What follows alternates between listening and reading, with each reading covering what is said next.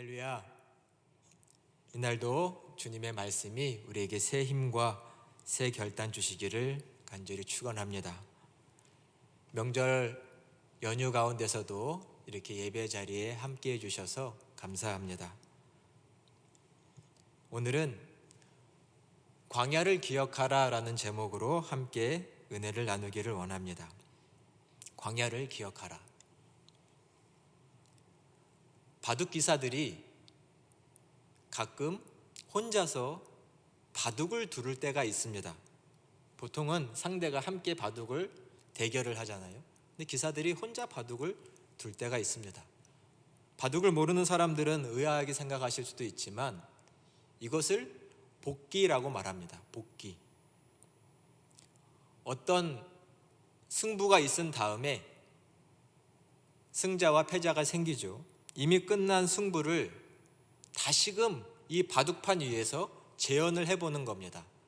한 수 한 수 두면서 그 게임을, 그 승부를 재현하면서 왜 이겼는지, 어떤 결정적인 순간에 어떠한 수로 이겼는지, 무엇 때문에 패배하게 되었는지를 곱씹으며 다음 승부에 밑거름을 삼기 위한 복기, 다시 바둑을 두는 것이 있습니다.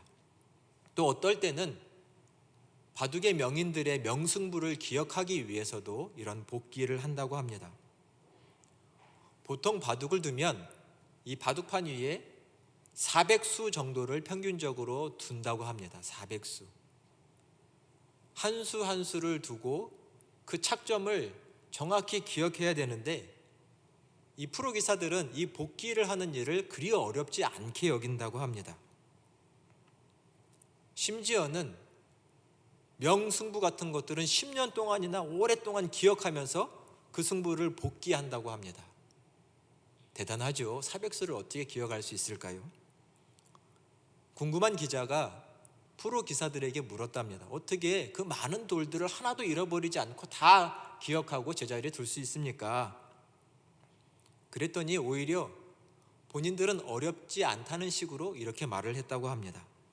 대국을 할 때는 이 한 수 한 수가 다 너무나 의미 있는 수들이기 때문에 그 다음 수들을 기억하는 것이 그렇게 어렵지 않습니다.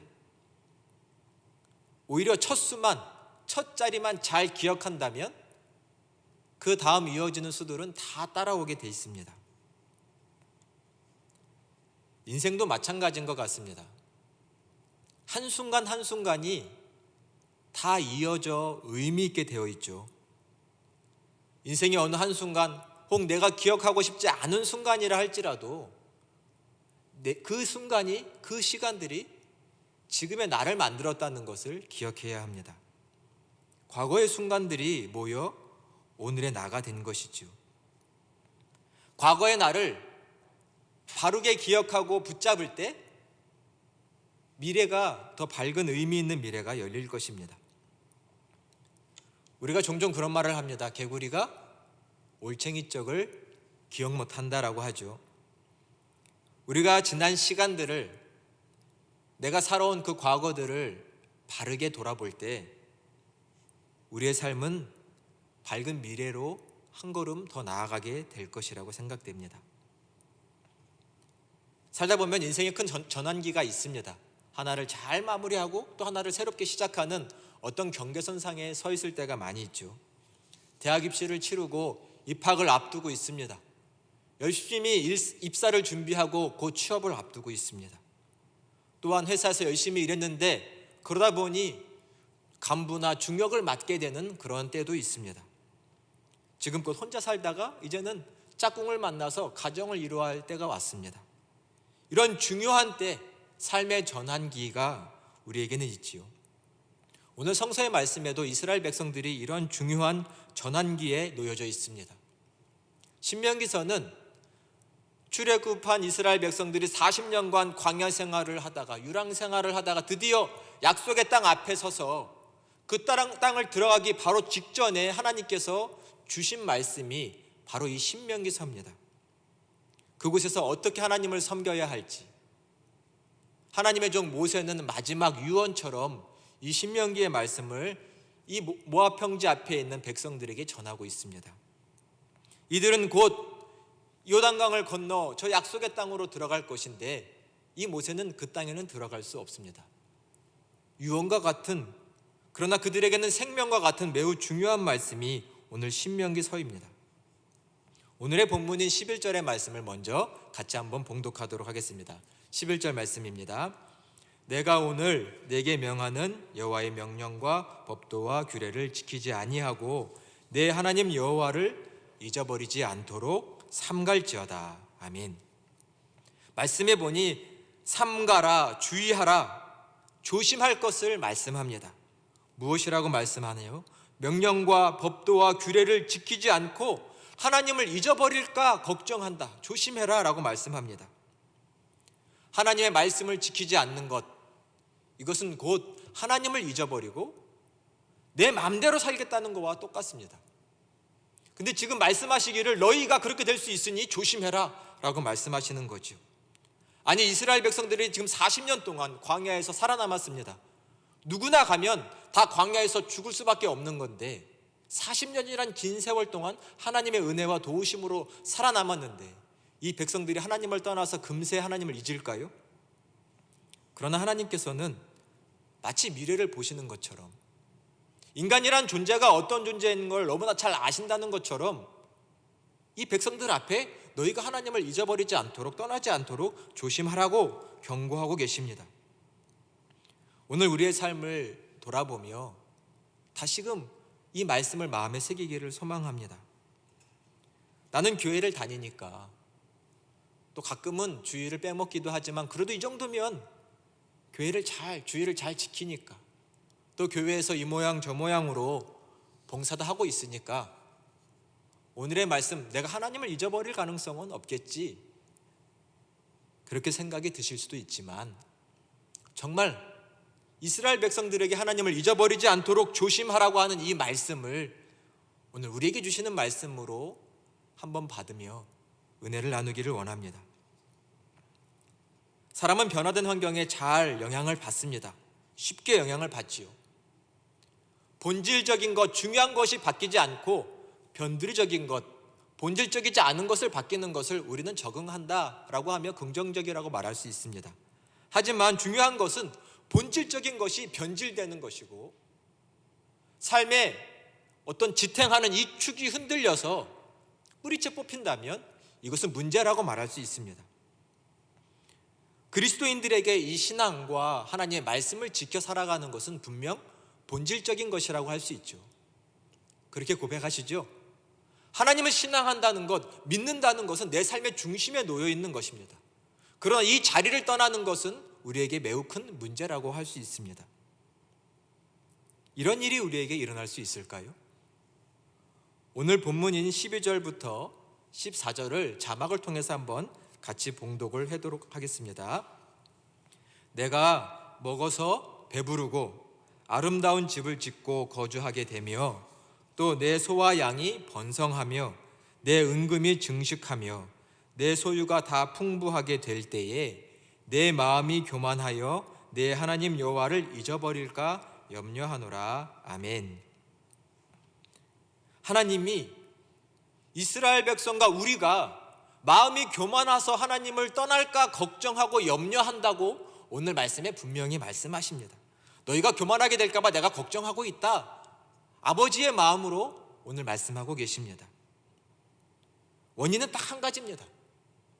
가난하고 어려운 이 광야의 생활을 지나서 저 약속의 땅에서 풍부하고 편안한 삶을 살게 될 때 너희 마음이 처음 같지 않고 교만해져서 하나님을 떠날 수 있다고 하나님은 생각하시는 겁니다.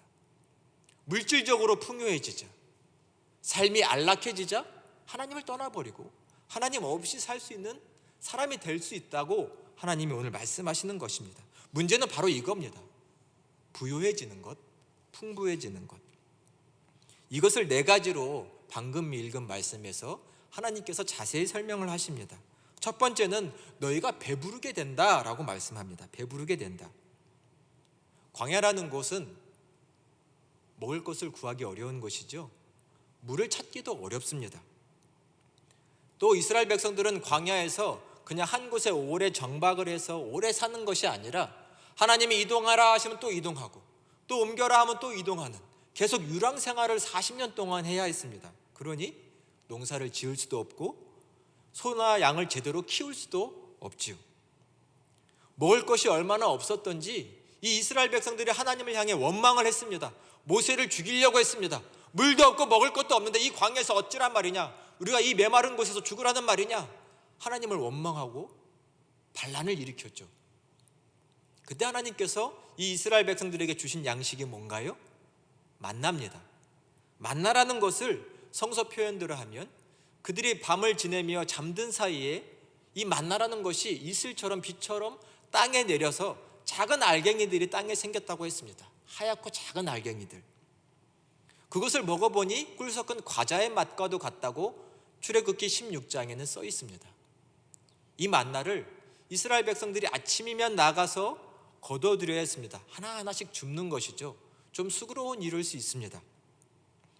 이 만나라는 음식이 재밌어서 그냥 마음껏 걷어다가 쌓아놓고서 편하게 먹으면 좋을 것을 이 만나는 하루만 지나버리면 벌써부터 냄새가 나고 바로 벌레가 생기는 이상한 음식입니다.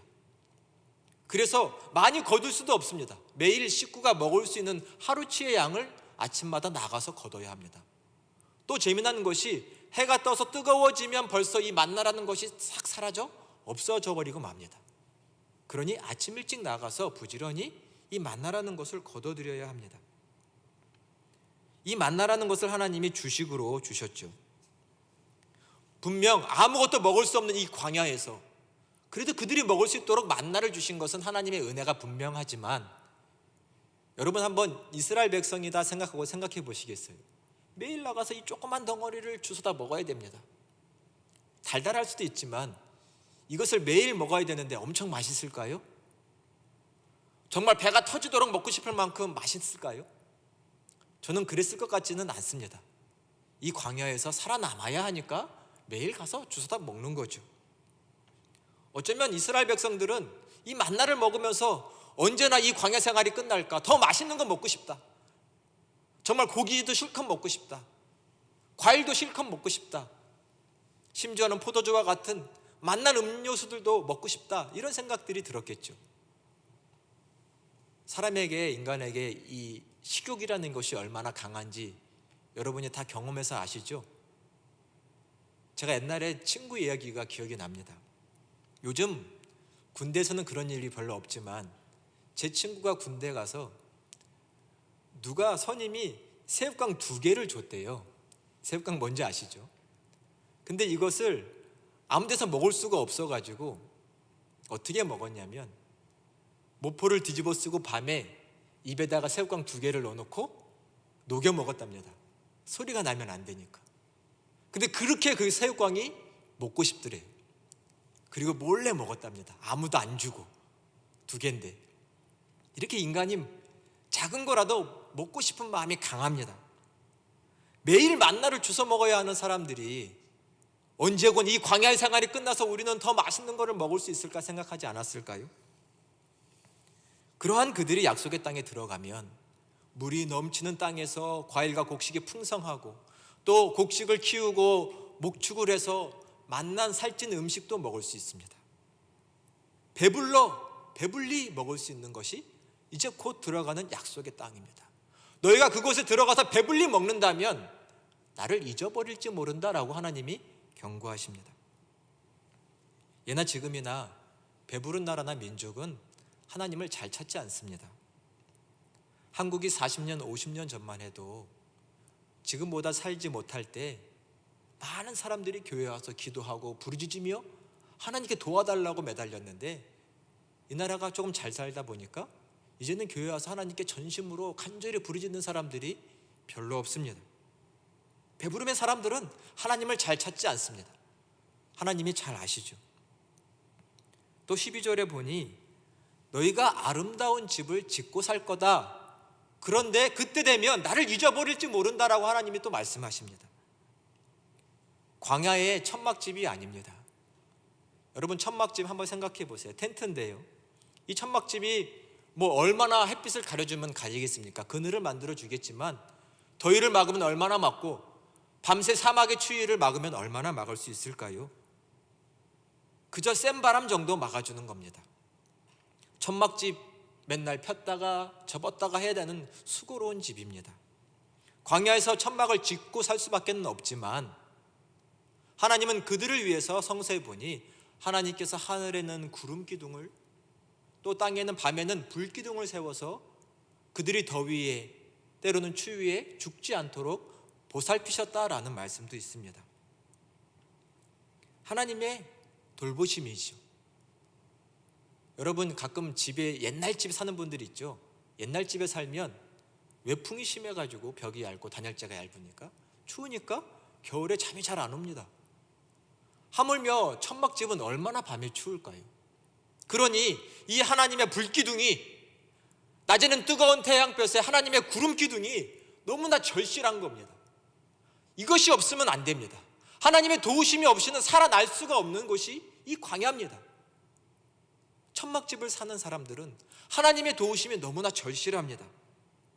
그러나 좋은 땅에서 내 땅이 생기고 내 집을 짓고 거기서 편안하고 안전하게 살다 보니 하나님을 도움을 구하고 그런 겸손한 마음이 나도 모르게 사라지는 것이죠.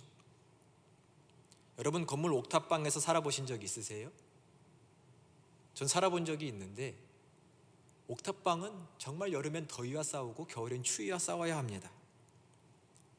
옥탑방에 살다 보니 하나님 내게 조금 좋은 집 주세요라고 얼마나 많은 사람들이 간절히 하나님께 기도했을까요? 그죠? 옆방의 소리가 다 들리는 고시원, 원룸 이런 데서 살아보신 적 있으시죠? 하나님 더 살기 좋은 곳, 편한 곳 내게 그런 귀한 거처를 주세요 라고 얼마나 많은 사람들이 간절히 신앙인들이 기도했을까요? 그러나 막상 좋은 집, 따뜻하고 훌륭한 집이 생기니 감사도 이내 식어버리고 맙니다. 이 모든 것들이 사실은 내가 다 수고하고 노력해서 얻은 결실인 것처럼 느껴지는 것이죠. 이것이 사람이라고 오늘 말씀하시는 겁니다. 또 13절에 보니 소와 양이 번성할 것이다 라고도 말씀합니다. 소와 양이 번성할 거다. 광야에서 농사와 목축을 할 수 없지만 이제는 내 땅이 생기니 거기다가 목축을 하고 많은 동물을 키워서 사업을 일궈갈 수가 있습니다. 일을 할 수가 있습니다. 열심히 하고 열정적으로 일을 하면 내 사업을 번창시킬 수도 있습니다. 이것이 사람이 할 수 있는 일이죠. 그때 기억하라고 말씀합니다. 그 사업을 번창할 수 있는 그 비옥한 땅을 누가 주었느냐? 누가 주셨죠? 하나님이 주신 것입니다. 그러나 우리는 그렇게 생각하지 않는 경우가 많죠. 우리는 은혜의 터전 위에서 사업을 일구고 번성하게 하고 있는 것인데, 반대로 은혜가 아니면 밑 빠진 독에 물 붓는 삶을 살 수도 있는 것인데, 우리는 내가 잘한 줄로 압니다. 좋은 회사를 들어가면 하나님의 은혜인가요? 내가 잘한 건가요? 처음에는 하나님의 은혜지만 시간이 지나면 내가 잘해서 된 것 같습니다. 승진하면 내가 잘한 것 같습니다. 조그만 구멍가게를 열었는데 사업이 잘 돼서 매장을 크게 열고 1호점, 2호점 사업을 번창하게 하고 있는데 내가 잘한 건가요? 하나님의 은혜인가요?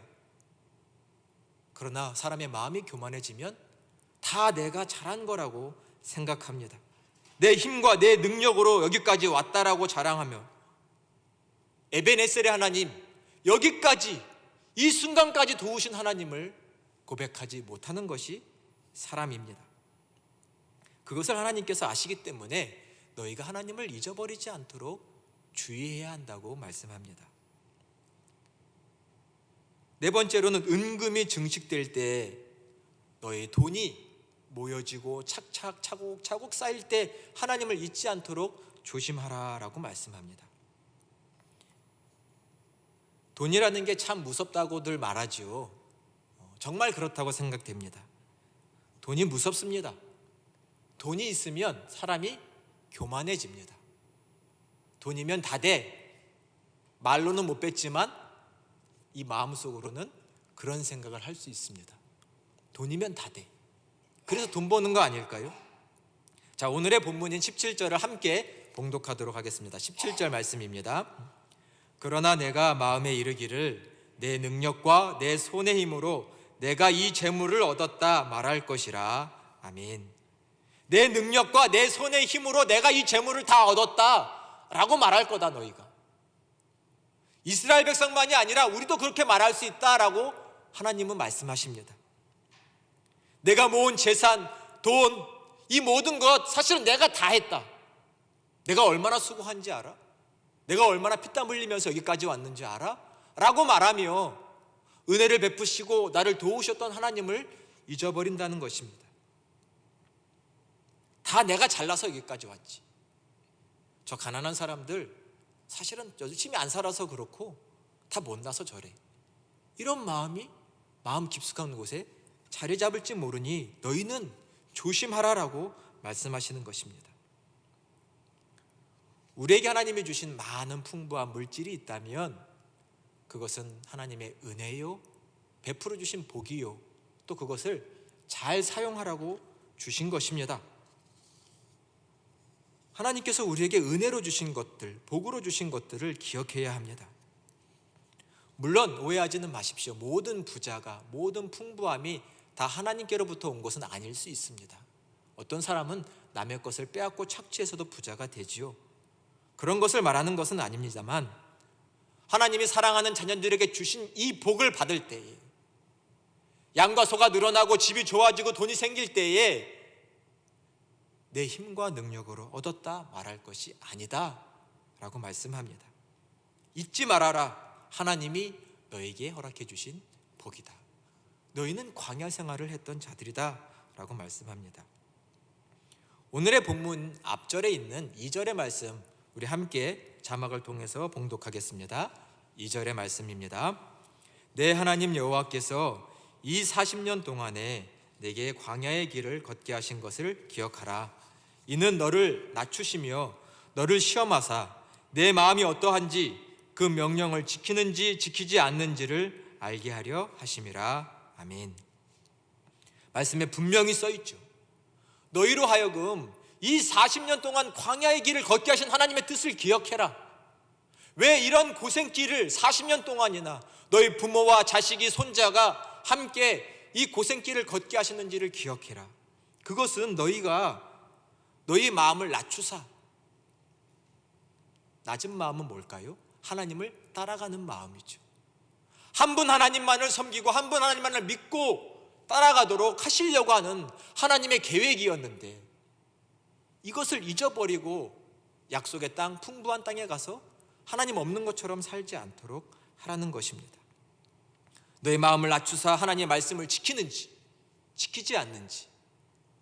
만나를 주신 것은 먹여 살려주시기 위함이기도 하지만 만나에 담긴 깊은 뜻은 무엇이냐면 매일 나가서 이것을 주셔야 합니다.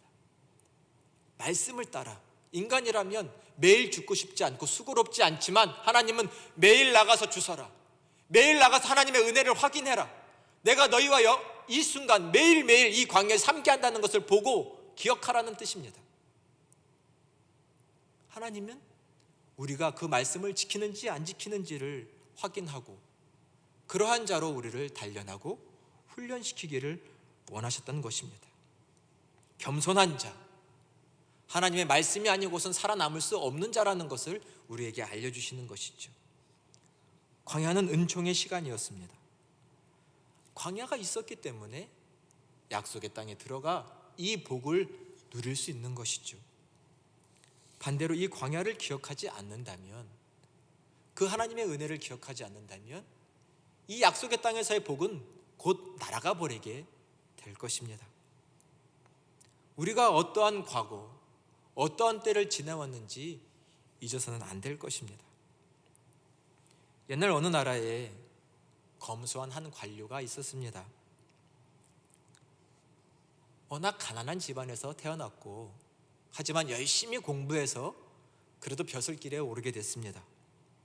나라에서는 나라의 살림을 맡는 아주 중책을 맡아서 그 일을 바르고 성실하게 잘 감당했습니다. 보니까 왕의 신임을 받게 되고 그러다 보면 자연히 옆에 있는 신하들이 시기하고 질투하게 돼 있죠. 어느 날 한 신하가 이 왕한테 찾아와서 그 성실하고 검소한 관료를 이상한 말로 고발합니다. 전하, 그 신하의 집에는 큰 자물쇠로 잠가놓은 한 가지 방이 있는데 아무에게도 보여주지 않는다고 합니다. 아마 그 방에는 남몰래 빼돌린 많은 재물들이 쌓여 있지 않을까요? 한번 검사를 나가시는 것이 좋을 것 같습니다. 이 말을 들은 왕은 속으로는 그렇지 않을 거야 생각하지만 신하들의 부추김에 어쩔 수 없이 움직이게 되고 그 관료의 집을 찾아갑니다. 당연히 이 신하의 집은 그 말 그대로 검소했습니다. 조촐하고. 그 집을 둘러본 왕은 큰 자물쇠로 잠겨있는 방을 보자 이 방을 열어보거라 라고 했습니다. 그 신하가 말을 합니다. 전하, 이 방은 많이 누추하오니 열지 않도록 해주십시오. 이 방에는 제 누추한 물건이 있을 뿐입니다. 그러나 왕은 오해를 풀고 싶고 신하들에게 확인시켜주고 싶어서 열어보라고 했습니다. 어쩔 수 없이 그 방을 열자, 그리고 그 방을 들어가 확인하자 의외의 모습에 왕과 신하들은 놀라지 않을 수 없었습니다.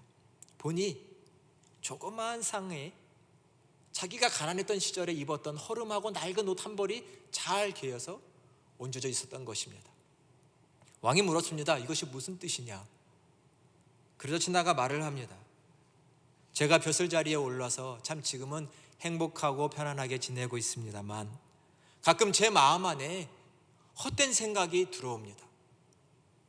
뭐라도 된 것처럼 높은 마음이 생깁니다. 그럴 때마다 저는 이 방에 들어와서 이 옷을 보며 가난했던 어려웠던 그 시절을 기억하려고 합니다 라고 말했습니다. 사랑하는 여러분, 우리는 어떤 마음을 가지고 지금 살아가고 있나요? 내 안에는 방금 말한 이야기와 같은 그런 작은 방, 내 과거를 떠올릴 수 있는, 내 마음을 더욱 겸손하게 할 수 있는 그런 작은 방을 가지고 있습니까? 과거에는 얼마나 열심히 기도했습니까? 하나님 도와주세요. 대학을 앞두고 취업을 앞두고 내 사업을 위해서 얼마나 간절히 부르짖었습니까? 그런 마음이 사라진 채 우리는 껍데기만 남은 건 아닌지 하나님께서 우리에게 스스로 자문하기를 원하십니다. 너 정말 껍데기만 남은 거 아니냐? 나에게 부르짖었던 그 간절함, 나를 향한 사랑은, 그 알맹이는 빠지고 껍데기만 남은 것은 아니냐? 이스라엘에게 하신 말씀은 곧 우리에게 하시는 말씀으로 받아야 할 것입니다. 너도 하나님을 잊어버릴 수 있다. 얼마나 하나님을 사랑했던가 다시금 우리의 과거를 돌아보기를 원합니다. 광야의 생활, 그 어렵고 힘들 때 그런 나와 함께 하신 그 하나님께 돌아가는 우리의 발걸음이 되기를 소망합니다. 십자가만 바라보면 눈물 나고 감사했고 찬양했던 그러한 신앙으로 돌아가기를 소망합니다. 주님 한 분만이면 됩니다. 하나님께 고백했던 우리의 삶의 자세로 돌아가기를 원합니다. 그 마음을 간직한다면 우리 하나님께서 우리에게 베풀어 주신 이 많은 은혜들을 하나하나 누리며 또 나누며 하나님 나라를 이뤄가게 될 것입니다. 너희가 그 약속의 땅에서 나를 잊어버리지 않도록 조심해라. 이 말씀을 간직하여 삶으로 하나님께 존귀한 자로 쓰임받는 자로 다 거듭나시는 사랑하는 우리 허구 공동체 예배자들이 다 되시기를 간절히 축원합니다. 기도하겠습니다. 은혜와 사랑의 하나님 감사드립니다. 하나님은 늘 아버지와 같으셔서 사랑하는 아들, 딸들을 걱정하시며 먼저 앞서 교훈하시는 은혜의 하나님이십니다. 우리의 마음이 교만해질세라, 우리가 나태해질세라 앞서 권면하시는 하나님, 우리의 삶 가운데 베풀어 주신 그 많은 은혜를 바로 알고 기억하며 잊지 않으며 하나님께 늘 감사하며 찬송하며 하나님의 뜻을 받들어 살아가는 우리의 삶이 될 수 있도록 도와주시옵소서. 지금껏 살아온 것이 주님의 은혜요, 베풀어 주신 모든 것이 다 주님의 은혜이옵니다. 이 순간도 주님의 은혜요, 앞으로도 주님의 은혜이옵니다. 우리 마음속에 감사를 잊지 않도록 늘 하나님께 영광 돌리는 삶을 살아갈 수 있도록 도와주옵소서. 더 간절히 기도하게 하시고 하나님 의지하게 하시고 하나님 한 분만을 바라보는 우리의 삶이 되게 하여 주옵소서. 주 예수 그리스도의 이름으로 간절히 기도드립니다. 아멘.